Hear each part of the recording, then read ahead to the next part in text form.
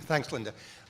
One observation, I am going to say a few words about the recommendations in the other two areas, program management and agile development. Let me make an overall observation as a person from outside of industry, as an academic, that I was impressed, when I was approached to become involved in this effort, that over the summer, that this was a very constructive reaction on industry's part to the OMB memo and all the sort of the timeout on some projects and the reviews and so forth. I think we could have easily imagined a situation where industry sort of went on a lobbying war path or sort of, how this is horrible, this is terrible and so forth. But I think as both as a professor but also as a citizen, I am impressed that industry sort of tried instead to say, we're in this together, how can we improve the success of these important IT projects, important for agency missions and important for the taxpayers. So I think it's impressive that the reaction from industry has been as constructive as it has been, especially at a time when American politics is not necessarily overly known for a constructive attitude on the part of different people. That's just a sort of a background observation. Okay, so the two recommendations, are we on program management? Okay, yeah, no, we got the slide yet, that I've been asked to talk about. One is in the area of improving program management. And I think at a big picture level, the problem the government faces is, the way I've sometimes put it in the past, the government has very much of a doer culture rather than a manager culture, that there is sort of if you're working in a program actually to do the program, that's considered in the government the really high prestige thing, and quote unquote merely managing a contract or something like that that's a lower prestige activity. And that's very different from a lot of the rest of the world, where there are people who want to be doers, but there are also a lot of people who want to be managers. So I think at a fundamental level, we need to overcome this overly doer-oriented culture that I think has come into existence in the government over the years. We make a number of specific recommendations that I think, again, are fairly common sense, starting with having on the government end a program manager assigned to the program full-time, from the beginning, involved in acquisition strategy, the RFP, not assigned after the program has gotten started, we ran into situations where for fairly major IT programs, the program manager had 8 programs that they were in charge of. You're almost guaranteed it's not going to work. So the first is get somebody there from the beginning. We also at least raise the possibility, it's not specifically a recommendation, but a lot of times the program managers are located in the IT shop.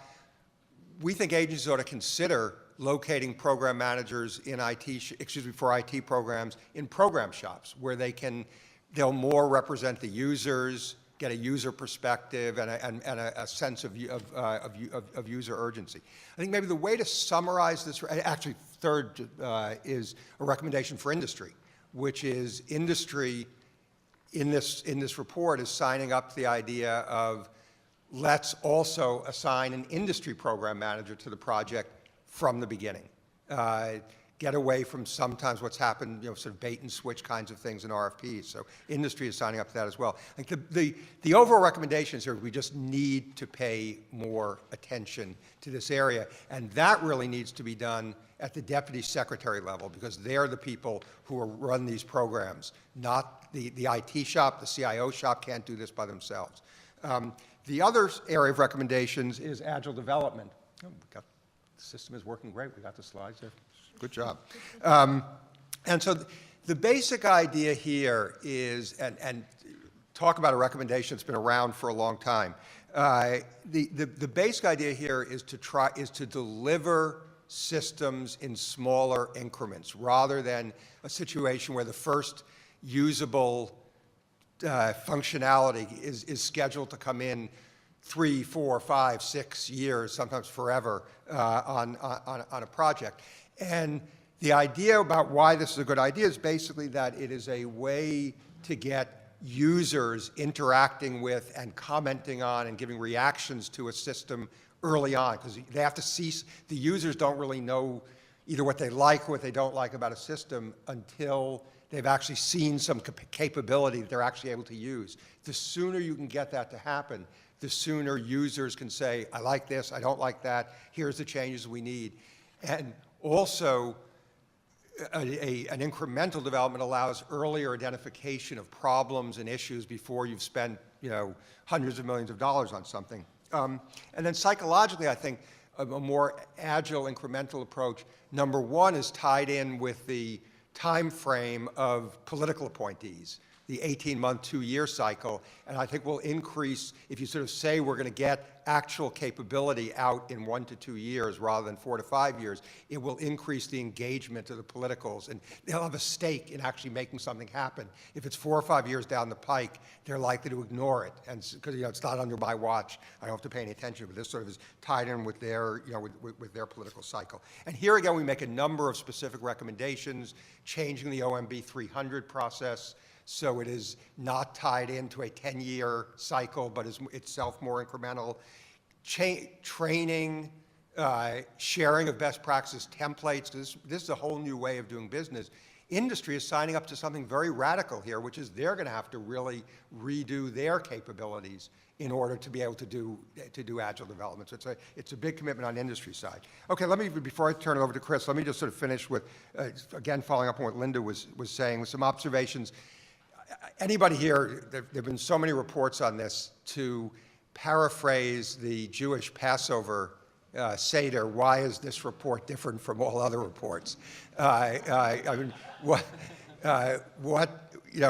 why is this going to succeed when others haven't? And the answer is, of course, in some sense, we don't know for sure. But I think there are a number of things that give this report some chances to succeed that perhaps some of the earlier reports haven't.